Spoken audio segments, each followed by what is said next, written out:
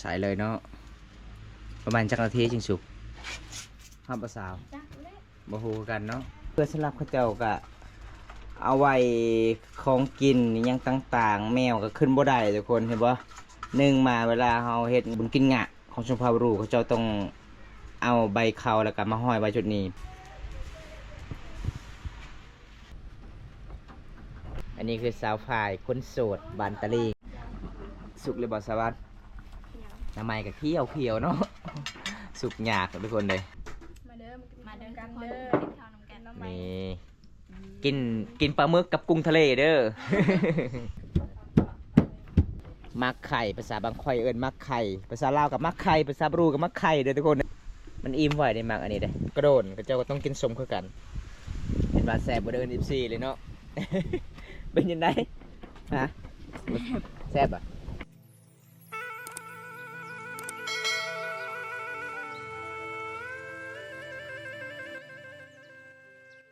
จากที่สาวพายเพิ่นหาน้ำไม้เวลามาหอดเฮือนฮอดซานนี่สาววานนี่เพิ่นก็สิเปาะออกเปลือกหน่อไม้ก่อนนะทุกคนสาวพายเจ้าซักคือกันบ่เสื้อผ้าเจ้าวานนี่ก็เสื้อผ้านี่บ่ได้ซักเลยให้มันแล้วให้ก่อนจึงซัก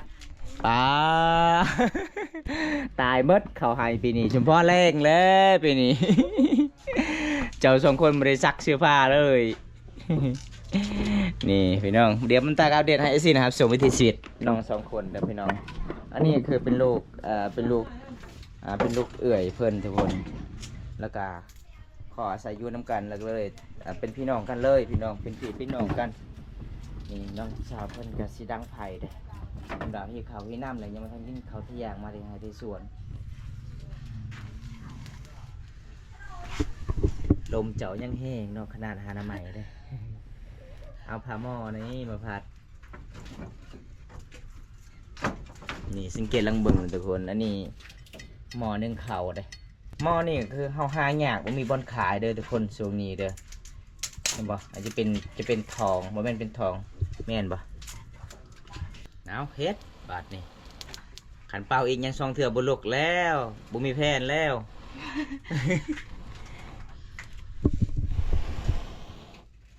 แล้วน้องเมื่อยพากะสักเข่าให้หาน้ำใหม่อีกเป่าไฟจนบ่ลุกเลยบ่ติดเลย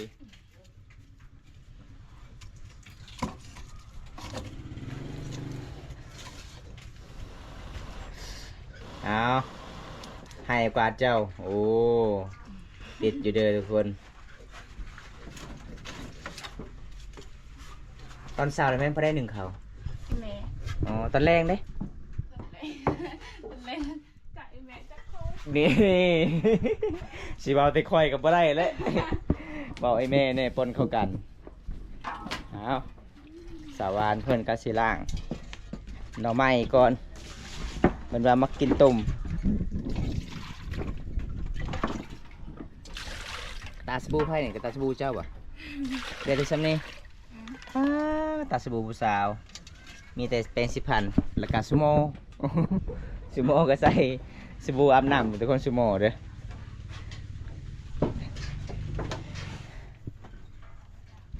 อันนี้คือห้องนอนน้องห้องนอนผู้สาวนอน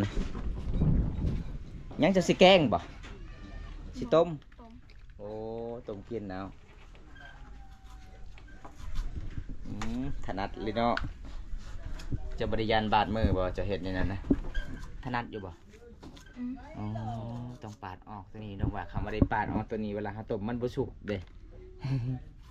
เอาปาดหมดเลยปาดละลายลง จนน่ะบ่ได้กินเลย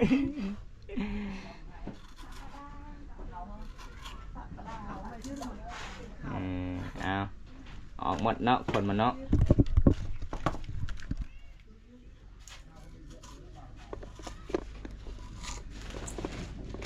ชาวบ้านนี่คันเวลาแกงหน่อไม้เนี่ยน่าจะเก่งเลยทุกคนเพิ่นจับหน่อไม้ถนัดเลยภาษามะกองเอิ้นนะบางสะร่องเด้อ ภาษาลาวเอิ้นไม่หน่อไม้ไฟ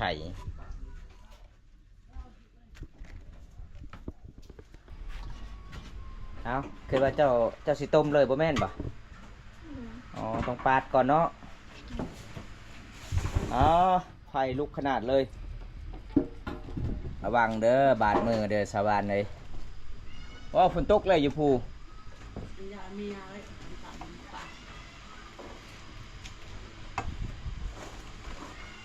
ยเบิดทางเดี๋ยวบอกให้เบิด ระวังได้มีมันคมขนาดเลยเด้แม่นพอได้ผดมีดนี่เจ้าแบบผดผ่านี่ นาบ้า น้าบ่าวเจ้าเก่งเนาะเพื่อนน้องมีแต่ดวงเดียวเลยแต่คนผ่าเด้อเวลาทางให้นี่ต้องจุ้งกันเนาะผู้ใดมือให้ฟักผู้ดึงอีกทาง น้องว่าอ้ายเอ้ยคอยซักข้าวให้นี่คอยเอาไม้ให้มันเฮ็ดแหลมๆเวลาคอยซักคอยเอาเสียมนัวมันมาเฮ็ดมันก็บ่งามเลยมันบ่ได้เข้าทุกคนเลยน้องเริ่มถือผ้าดวงเดียวเพราะว่าสิญาติกันก็บ่ได้อีกเวลาออกป่าอันนี้คือขั้นตอนวิธีน้องก็สิต้มน้ำใหม่เด้อทุกคนเนี่ยคันสิเฮ็ดใหญ่ๆมันก็สิสุกษาน้องต้องเฮ็ดบางๆบางๆแบบนี้เวลาเราต้มมันสุกไว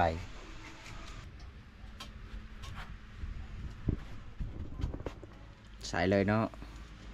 ประมาณจักนาทีจึงสุกห้ามประสาว จักเละ บ่ฮู้กันเนาะ คือสาวบ้านในนั้นสาวบ้านแซบึ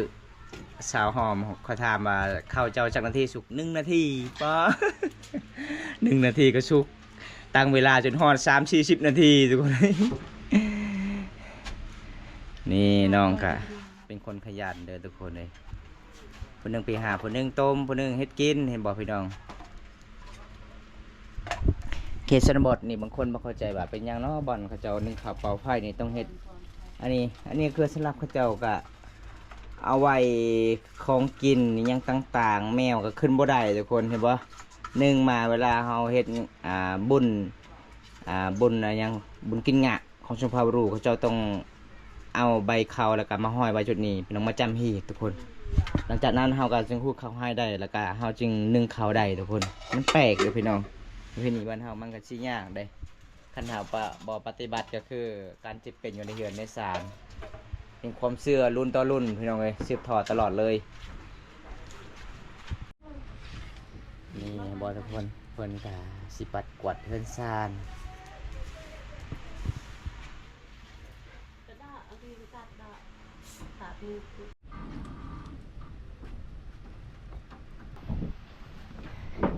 อีหยังสาวพาย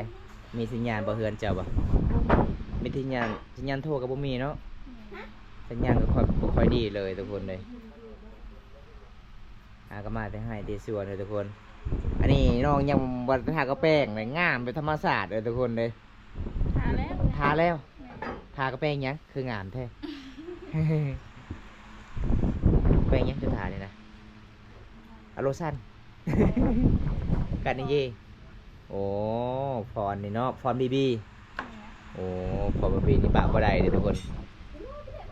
ไปใส่ก็คือถือไปนำเลยเด้อพี่น้องอันนี้คือสาวฝ่ายคนโสดบันตะลิงอันนี้คืออีเมเห็นให้เฮ็ดส่วนดำรงชีวิตตามภูเขาแต่เสียดายบ่มตามมาเมื่อนี้ก็คือบอดี้ฟอร์น้องกลับแล้วทุกคนเลยอยากเบิ่งวิถีชีวิตน้องซักเข่าไหลแบบใดเนี่ยพี่น้องบอมตาแล้ววันนี้ทุกคนบอมตาก็คือเอาเสียมแล้วก็มาปลูกเลยทุกคนเลยถ่ายคลิปคุณตาปลาเห็ดแจ่วใส่ปลาแดกเอาน้ำเปล่าแทนปลาแดก เรือนน้องบ่มีปลาแดกน้องเอาน้ำมาใส่กับแจ่วเด้อทุกคน ตั้งน้องกี่อะ เอาเห็นให้ในเดือนสาพายโอ้สัญญาณบ้านเฮายากเนาะขัน FC โทรมาก็คือลมบ่ได้ทุกคนเลย ไปเละไปเละหมดเด้อ สุกเลยบ่สวัสดิ์น้ำไม้ก็เขียวเนาะ สุกยากทุกคนเลย หลังจากน้องเฮ็ดแจวแล้วน้องก็ต้มน้ำไม้ยังไม่ทันได้สุกเพราะว่าน้องเฮ็ดข้าวเฮ็ดน้ำมาแต่หายแต่สวนทุกคนเลยเจ้าใส่เกลือมันสุกไว้เจ้าใส่บ่เกลือบ่โอ้เจ้าใส่เกลือมันสุกไว้ น้องจบบอยจะแท้ดิยันเค็มสิ ยันเค็มบ่ กินบ่แซ่บ อ๋อใส่ปิ้งนัวเด้ใส่ปิ้งนัวก็บ่แซ่บใส่ใจเลย จึงแซ่บกว่า เอาให้น้อง กินข้าวก่อนเดี๋ยวสิพาน้องกินสมก็แซ่บๆเลยทุกคนน้องบ่เคยกินจักดีเลยในชีวิตกามันห่อนขณะการห่อนน้องก็อยู่เตาไฟใดทุกคนเพื่อนน้องบำตาเห็นก็คือมีแต่เป็งนัวเกลือใส่กับมังเผ็ดแล้วก็ปลาแดกบะหมี่ทุกคนกินง่ายอยู่ง่ายเลยสุกแล้วหวานเนาะสื่อชาวบ้านเด้จะต้มอย่างมันก็หวานอยู่แล้วอันนี้คือนาบาวคนกสิตำทุกคนเลยสุดภายสุดมันเดือมักเลยพี่น้องมาเมื่อนี้ก็นั้นน้องมาที่ให้แต่ชวนน้องก็ชิ้นย่อผ้าขาวให้กินทุกคนเลยใจดีหลายเลยพี่น้องเพิ่นสาบันซองน้องประมาณชั่วนี้ได้อันนี้คือเอื้อยเพิ่นอันนี้คือน้าสาวผมมีอาหารก็เจ้ากระสือมีแล้วก็ต้มให้กินทุกคนเลยอันนี้เป็นตามประเพณีของชุมพรมังกรเด้อพี่น้องหมู่บ้านนี่ก็คือหลายๆคนใจดีหลายพี่น้องใจดีที่สุดก็คือบ้านสาววานแล้วก็สาวผายสาวหนิงพี่น้องสุดยอดเลยไปยิมยามเมื่อใดก็เจ้าก็ต้องย่อผ้าเขาเพราะว่าจะเป็นแขกมาทางเหนือทางใต้ก็เจ้าต้องย่อผ้าเขาแบบนี้ตลอดเลยพี่น้องโอ้ข่อยลืมแล้วลืมมาเจ้าให้เจ้าตุกน้ำนี่เป็นกระสอบอีกคนคอยเมื่อนาก่อนมาอีกเมื่อนาก่อนเอากินเลยไหมสาวานสาวพายกินเลยไหมน้องๆฮะก็มาทางส่วนที่อยู่ในน้องเลยคอยกินแล้วกินแต่บ้านพุ่นหิวข่าวเลยเนาะมาที่ให้ไปหาหน้าใหม่ไปพอนี่เด้อทุกคนเลยผู้ใดใจดีก็คือมาจองไว้เด้อสาวานมันเป็นสาวานสาวขายเด้อพี่น้องเป็นคนขยันอายุ17 ปีฐานะยังโสดผู้ใดมักน้องก็คือมาสอนซักเขาให้เด้อยังมาทันแล้วเพิ่นว่า ต้องการคนดูแลพี่น้องเอาสุดไผ่สุดมันเนาะน้าบ่าวเจ้าก็คือเพิ่นมักกินตำเอาส่วนเจ้ามักกินต้มเอากินเลยไหมกินน้ำกันอันนี้คือน้องสายเลยทุกคนอยู่กันสาวพายนี่ก็คือมีดีลาวเลยลูกสาวกกกลายจากนั้นมีผู้ชายหมดแล้วก็สาวบ้านอีกมาอยู่นำก็คือได้2 คนเป็น2ไอ้น้องเลยพี่น้องเป็นพี่น้องกันต้องเตียวไปสบายเลย เอาFC ด้วยน้องมาเด้อกันเด้อกินข้าวน้ำกันน้ำมันนี่กินปลาหมึกกับกุ้งทะเลเด้อ น้องมาเคยกินกุ้งทะเลกับปลาหมึกเลยทุกคนเลยในเมืองเฮาราคามันแพงเนาะกุ้งทะเลโล180,000ทุกคนเคยกินบ่กุ้งบ่เจ้าเคยกินบ่เนาะอ๋อปลาหมึกก็บ่เคยคันถาได้นี่เจ้าเฮ็ดกินเป็นบ่ปลาหมึกบ่เป็นเนาะคันถาให้กินบ่เป็นนี่ต้มกับขี้มันเลยกับใส่มันกินบ่ได้นี่น้องเอ้ย มันมีแขวคือกันเด้ปลาหมึกเด้เอาเบิ่งน้องกินมันก็แซ่บเลยทุกคนน้องหากันมาได้หายใจส่วนเอากินเลยค่อยกินแล้วอันนี้น้องยาวผักข้าวอีกหมดพี่น้องซื้อมีแล้วก็เอาไข่มาต้มบ่ได้กินบ่เอ่ยเจ้ากินเลยไหมกินน้ำกันกินความสามัคคีเพิ่นเมื่อยย่างทุกคนเลยเดี๋ยวพอเพิ่นย่างมาแต่ให้เพิ่นก็เลยพักผ่อนอยู่ให้นาเชื่อเราไม่ใช่บ้าเหมาะกันคันบ่มีหน่อไม้ได้กินแต่แจ่วบ่โอ้มังคุงก็บ่มีบ้านเฮาเนาะมีหรือบ่มีมังคุงนะบ่มีโอ้ คันมีมังคุงก็ต้มใส่ปลาแดกแซ่บอร่อยนี่อายเพิ่นกินทั้งนี่กินพาไผพามันเด้อันนี้คือพาลูกสาวเพิ่นกับหลานสาวส่วนน้องเจ้าคนหนึ่งเลี้ยงงัวบ่งัวลายเนาะ1 โต 2 โตอ๋อแซ่บๆเลยทุกคนหลังจากน้องกินข้าวกินน้ำตัวนี้น้องก็สิตำส้มให้กินเลยทุกคนส้มมักไข่มักม่วงบ่มีบ้านเฮามีแต่มักไข่ผู้ใดเคยกินส้มมักไข่ตำแจ่วขิงก็คอมเมนต์มาได้เด้อทุกคนเลยมักยมจ้าเจาะจอนัวหลอกเจาะจอนัวกี่โยกสตาร์บัคไงใส่ยังแน่ใส่ขิงบ่เคยกินอยู่บ่ส้มมักไข่บ่เคยจะได้สูตรมาที่ไสจะหูจักนะจะได้สูตรมาที่ไสจะหูจักว่ามักไข่กินส้ม ได้ไปจับ เอาทุกคนเลยมื้อนี้ครับผมมีสมเด้อเอามาไข่มากินทุกคนหากผมมีเงินอยากซื้ออยู่ในเมืองก็บ่ดื้อเนาะเขาขายเนาะโล3,000กีบ บริษัทคืออย่างนี้อยู่มาได้หลัก เราเป็นประตูทาง นึงตัวเร่งหอจะดับนี่ว่า ป้า เล เลย ย จบนี้ คันเดียวเลย คือมันเร่งในโฟนนี่ประโยชน์นั่นลุยแผลอ่ะ ชื่อตาช้ำลงมาก ชื่อเสรีล ช้ำลง เนาะ จะโดยเด้อเอ็ม ยันชอ จะโดยเนี่ยดงโนจ่า เราอันดุไปไม่แน่ ซอดออง องดองเลย ดุทุกเราไปไม่แน่ในไทยคือเนี่ยเบิ้งปะบุญงานเป็นงาน อ้าวตอนนี้น้องก็ใส่ผักเตรียมกับขิงนะทุกคนสูบแบบบ้านๆกินง่ายอยู่ง่ายอันนี้คือน้องกาสีเอามักไข่มากินทุกคนเลยเป็นเนาะจะตำเนาะ เยอะหายจานโตเยอะครับ ชอเลยเอาเงย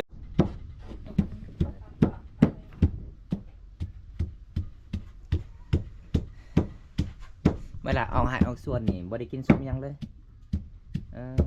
กินแต่ข้าวเอาแจวมาจำแล้วกินเรียบร้อยโอ้บัดสีไปหาป้ากับบ่มีน้ำใหญ่เนาะบ้านน้องก็เป็นบ้านตามภูเขาขันนกก็หอกยังหลายทุกคน แต่น้องยิงปืนบ่เป็นเด้อ บ่มีเงินจะซื้อปืนลมใครมีปืนลมเจ้ายิงได้บ่บ่เคยเลยเนาะ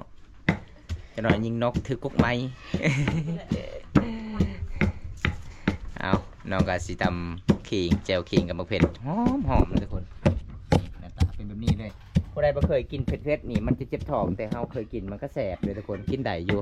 เวลาเฮาออกแดดบ่ถึกแดดเฮาต้องกินแบบเผ็ด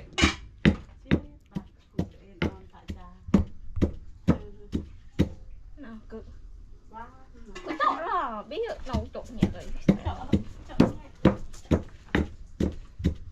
เตียวได้มาเจาะปักแก mình trộn ba mẹ của trộn tiểu bên này là tiêu mỏng như luôn ๆแปลเอาเด้อทุกคนภาษาเด้อภาษามังกรก็คือบอมตากะฮู้จักเบิดภาษา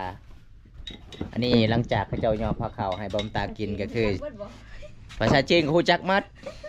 เป็งนัวก็คือซิซอ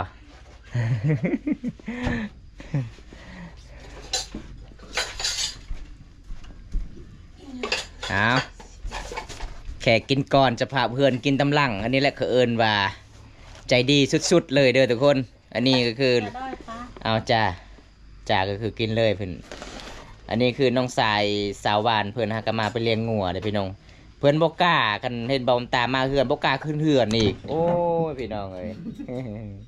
เพื่อนว่ายานกอกถ้าถึกกองนี่ค่อยไปเลี้ยงงัวค่อยหนี่ตลอดเลย Dân vô hồn แล้วเนาะไวเนาะตำเนาะใส่น้ำอีกเด้อใส่น้ำนิดหน่อยแล้วก็จึงแสบนี่เอาน้ำนั่นก็ได้ cho phải phải nhá เจาะเลยแล้วตายพญากก็คือเทียงงวยเด้ออีวิลเนีย em mà đợi đây không แอมไม่ได้ได้ชื่อ tụi em tôi đậu vui vui chứ không ngoại thường em tôi nãy em บ้านห้าบ่มีมะม่วงเลยทุกคนเลยนี่อันนี้มักไข่ภาษาบางค่อยเอิ้นมักไข่ภาษาลาวกับมักไข่ภาษาบรูกับมักไข่เด้อทุกคนเลยเดี๋ยวเฮาสิแปลภาษาบางกองเฮาก็แปลบ่ได้เฮาก็เลยเอิ้นตามชื่อภาษาลาวเด้อครั้งแรกในชีวิตเลยเนาะ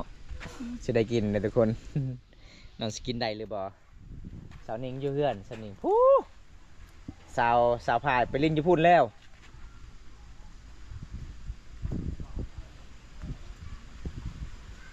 nào phải hả thế อ่ะ hàng bên đây cho miếng มาอย่าดอดระหางหนาทมอนไหมนี่หนาทมอนก่อนมาเอม nào มาวางเด้อ tăng kem สปรีได้สำนันเห็ดเลยพอดีแล้ว yeah you wanna nice ชงมากนี่ก็บ่หมดเอากิน มันอิ่มไว้ในมากอันนี้เด้ค่อยก็บ่เคยกินบางค่อยแต่เขาเห็นบันสะบึ บ้านสาวเวียนนี่โอ้เขากินนี่เบิดกุกหนึ่งเป็นหมากตอนใดก็ปะอยู่นี่พอดีแล้วนี่ทุกคนกินแบบนี้เลยได้พี่น้องนี่นี่กินแบบนี้เลยกินแบบง่ายๆเลยอันนี้ก็คือผักกระโดนก็เจ้าก็ต้องกินสมคือกันแบบหมู่บ้านอยู่ตามภูเขาบ่มีสมกินบ่มีเมียงกินก็เลยกินแบบง่ายๆเลยแจวขิงไปฟอร์มอันนี้มันขึ้นกับผู้มากเด้อทุกคนเลยนี่บำตากินแบบนี้เลยนี่มาทุกคนมากินน้ำกันแซ่บๆ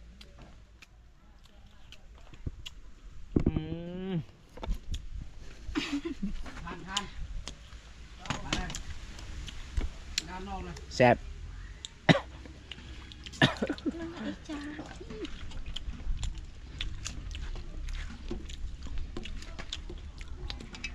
จักรหน่อมันเจียตา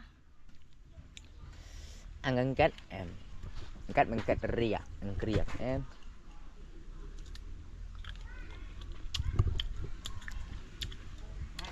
lòng bưng à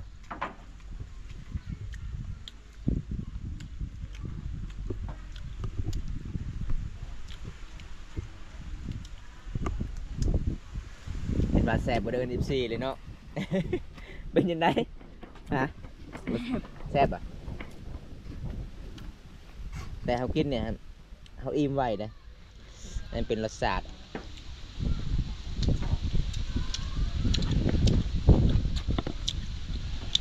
ครั้งแรกในชีวิตเลย น้องเคยกินบ่เคยกินครั้งแรกในชีวิตทุกคน เลยอันทาง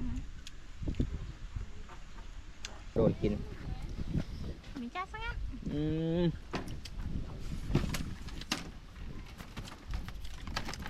อยู่น้ำ มากยังนี่มากว่าป่ะ คือมาหมากับมังกรมังกร มักเดือ มังว่านี่มังว่าภาษามังกรมังยังตะรุ่งมังว่าเขาเจ้าหมู่บ้านเขาเจ้าอยู่ตามภูเขาไม่มีมังว่าคือบ้านบำตาติดกับเมืองนองบ่มีทุกคนมังว่ามันกระแสคล้ายๆกับมักเดือเด้อพี่น้องส่วนลายหมู่บ้านบำตามีมักเดือหลายเลย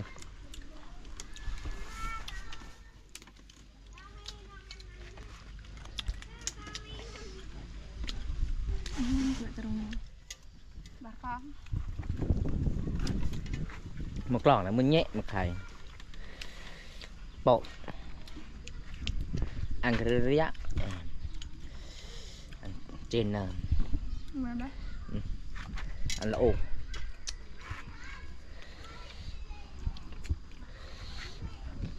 xong cái miệng vô gần xào vànตอนนี้สาวนิ่งว่ามาเฮือนคอยได้กินมักขนุนเด้อทุกคน มักทุเรียนบ้านเฮาตัวได้สิผาสุกนะตัวนี้วะเอาจับให้ค่อยกล้องนี่คันทรงค่อยขาดจะยิบเด้อ ไม่กลัวนี่แต่ประมาณนึง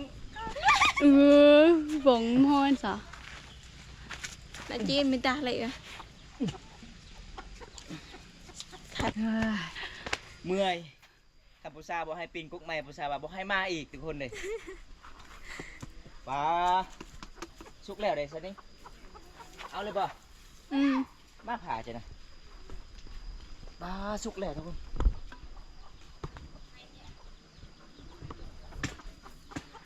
giờ bằng được lì nhắc văn mẹ mặn cái mày bài mình chỉ cũng hôi ตอนนี้ก็คือเก็บมาเรียบร้อยเด้อทุกคนไปบ่าวน้อยบ้านฮาบ่มีทุเรียนเนาะกินแต่มักขนุน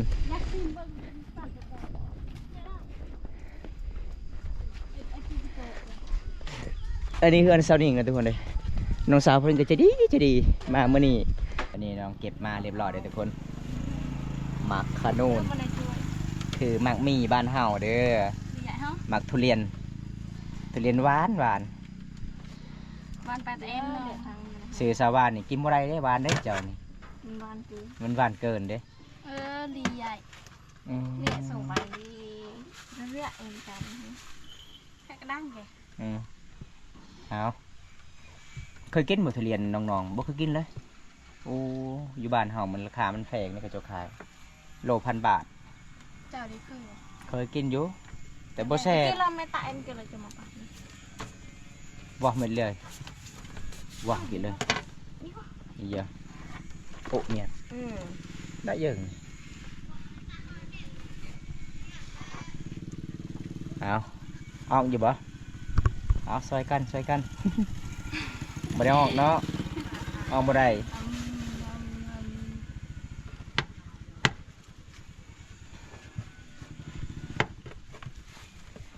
บ่ได้มาบ้านเซานิ่งนี่เพิ่นก็มีมักทุเรียนให้กินเด้อทุกคน ทุเรียนเผามังกรภาษาไทยเอิ้นว่าจังได๋นี่มักหยังนี่ ขนม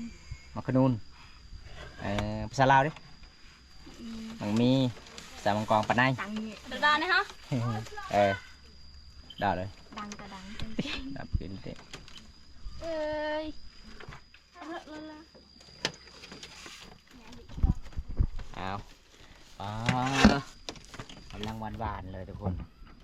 เอาแม่มักมีกรัดเด้อ มีเปื่อย มึงมีเปื่อย บอกกัน เอิญFCเด้อสาบัน มาเดิมมากินมักมีน้ำกัน สาวนิ่ง มาเดิมมากินขนมน้ำกัน นี่เอาภาษาคนละภาษาได้บัดนี้ คนหนึ่งภาษาลาวคนหนึ่งภาษาไทย คนนี้เอิ้นลาวคอยเอิ้นไทย คันสิเบาลาวFC บ่ฮู้เนาะหวานเลยทุกคนมา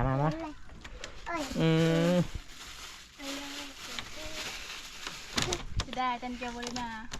โอ้ยยากตอนนั้น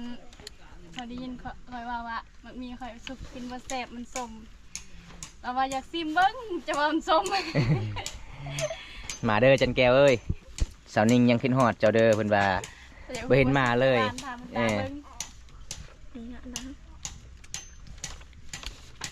ไอ้อุ่นเหรอem mày là anh ta nhằn có lại ôn này เจ็ดเอ๊ะลอง แซ่บ